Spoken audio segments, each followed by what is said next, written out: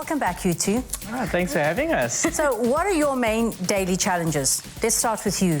Look, I think with me, it has to be probably the load shedding that just hits you off the mark, especially if you didn't know or didn't check your schedule, where you come home, just picked up the kids and you want to start dinner and there's no electricity. I think just maybe that for me throws me off a bit. But funny enough, I've learned with having a 6-year-old, I've learned to find fun ways of curbing those situations. Whenever there's something that just gets you off guard, he finds fun ways of doing things. So we now start doing things like making a fire just for the sake of it, but that's not going to work every day. Yes. But for me, it has to be the load shedding, especially if you're trying to make dinner or just trying to prepare ahead. Yes. You know, as a parent, we like planning ahead. Absolutely. So if that happens and you haven't really planned, it's I have to agree with you. It's about knowing when it's going to happen, because that famous quote comes into play. I think it goes, if you fail to prepare, then prepare to fail, and then you just feel horrible. I coined this term a couple of years ago because I was really feeling the impact of load shedding, called load shedding affective disorder, like seasonal affective disorder,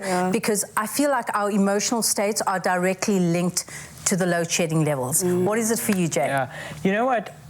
Apart from all the big effects it's having on our country in terms of the economy and so forth, I think for me, you guys have both mentioned the word planning, and I'm terrible at planning. Are you? Yeah, I'm very terrible at planning. So for me, I've now had to learn and be comfortable with making a plan. Yes. Just so that my life is more relaxed, so that I am able to cook meals, you know, able to do just simple things on a day-to-day basis, because I think that's where it affects you the most, you know. Getting up in the morning to iron your clothes for work, you know. We spoke previously on the show about, you know, preparing for an interview for a job, for instance, you know. So really being able to adjust your schedule accordingly and learning how to be comfortable with planning is something that I've learned to do, and I think it's actually helped me. It's been a great skill for me to learn along the way. So apart from all the negatives it's added to my life, it's also, on the flip side, given me a positive. And then I've got to ask you, how are you guys navigating you know, the rising prices of food? That is a big one. That is a big one. You know, I've shared before that my dad comes from a family of 12 children. You know, and it amazes me that when I sit down and speak to him about his experience as a child growing up in such a big household, how they were able to provide food for the entire family.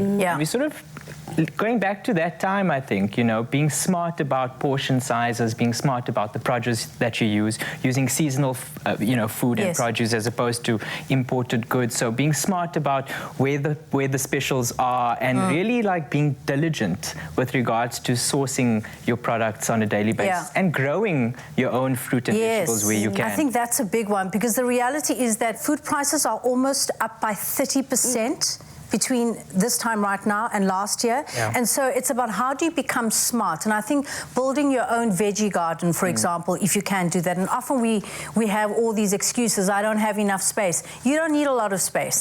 Like if you can start building and cultivating on your own, then you start making a small difference. How are you feeling that in terms of, you know, having a little family? I think for me, it's what you said about the load shedding, where it's helped you plan more. I think that's what food security has done for me, because now when I go shopping, it's no longer about shopping for today. I'm now at a point where I realize that things are expensive, and you say about looking for specials. I'm literally that girl now that looks at catalogs and like, okay, what can I get for the most buck? You know, where can I go and get the stuff that I normally use on a daily, but just get the most out of my money? So I look for specials. I buy bulk, because buying in bulk actually has helped me. Makes a difference. Exactly. So whatever you'd normally get for a high price on its own, and you get a place that can give you 5 for the price of 3, why not? In the long run, it will make a difference. So for me, that's where the planning has come in, where like I actually now have to meal prep. So that means I then choose very carefully what I buy, where I buy it, and how much of it I buy.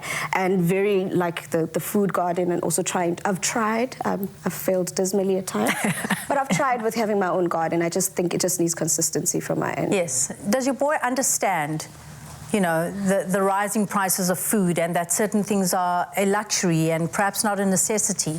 Not as much as I think he should, but I think it also comes with age, because it's also that thing where you you give the child a lunchbox and he comes home with half of it not eaten. It's now a thing where I'm like, you have to understand the importance of what I'm packing you a lunch, because I need you to be obviously strong and be able to live your day. But otherwise, whether food costs him a lot or not, he's not aware. And leaning into some tin goods, you totally can supplement supplement your diet with a few tin goods there. I mean, Yes. I've found myself having to research a lot more in terms of what's actually inside them.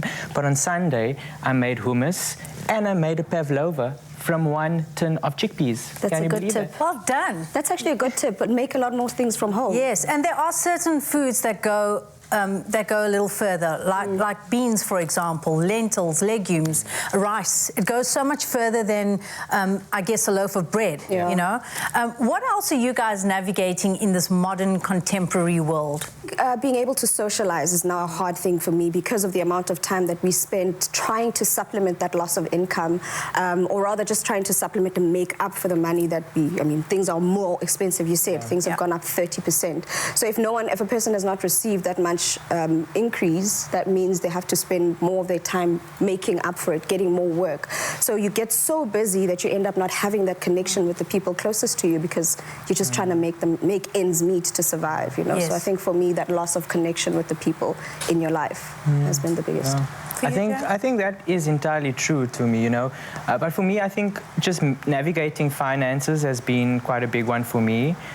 Things like foregoing a gym membership and walking on the street, going for hikes, you know. So really looking at those, you know, financial implications of where we are in the world right now, and finding joy in, you know, upskilling yourself and doing new exciting things. I think there is, at the end of the day, a positive Yes. that can be taken, and I think that's just the way that I like to look at it. I like that. I like that. Let's wrap on that positive note. Then we'd love to hear from you on our social media pages. We'd like to know, and you can fill in the blank, a daily challenge that I face is, and remember to use the hashtag Afternoon Express. Stay tuned to meet a chef facing a big challenge in the kitchen.